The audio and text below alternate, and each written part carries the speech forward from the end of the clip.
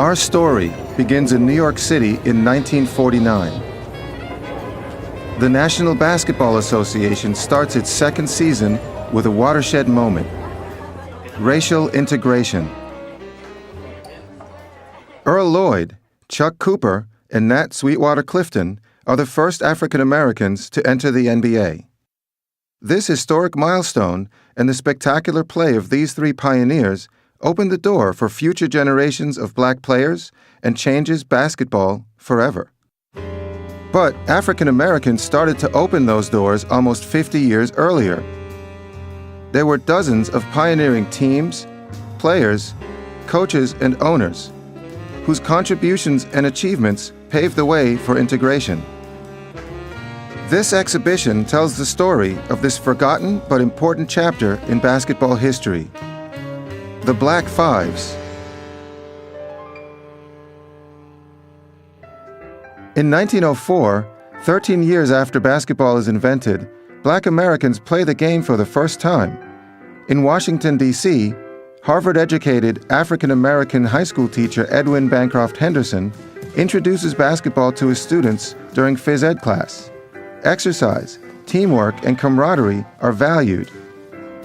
In 1906, the Smart Set Athletic Club of Brooklyn becomes the first formally organized independent African-American team in the nation.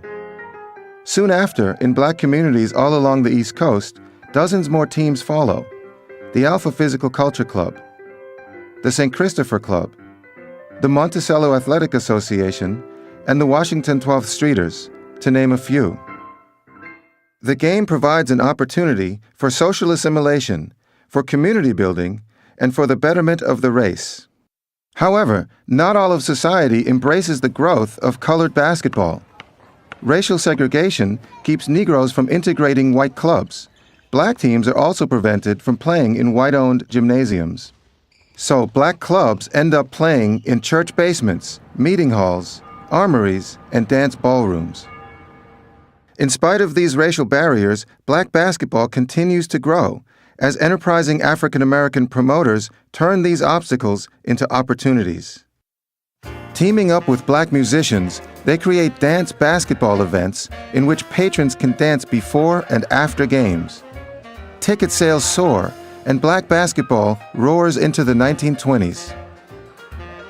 Throughout the decade, black teams compete against each other for the title Colored Basketball World's Champions, an honor given by consensus of black sports writers from the Negro press. One team, the New York Renaissance Big Five, popularly known as the Harlem Wrens, is the best of the best. Founded by Robert Bob Douglas in 1923, they are the first black-owned professional basketball team in America. The Wrens play at the Renaissance Casino and Ballroom in Harlem, New York, at the dawn of the Harlem Renaissance. From 1923 to 1948, primarily barnstorming on the road against all-white competition, the Wrens win 83% of their over 3,000 games, a staggering record, even when compared to basketball's greatest dynasties.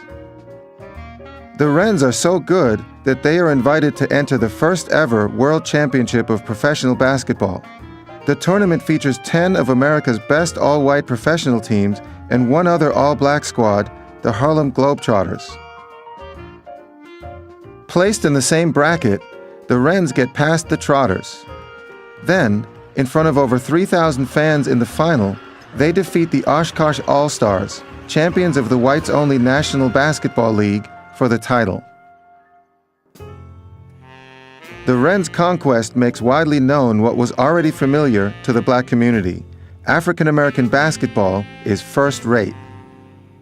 The racial integration of the National Basketball Association closes the book on this nearly 50-year history of sustained excellence by pioneering African-American basketball teams, players, and contributors.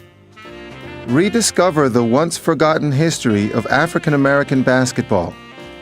Experience the world of the Black Fives.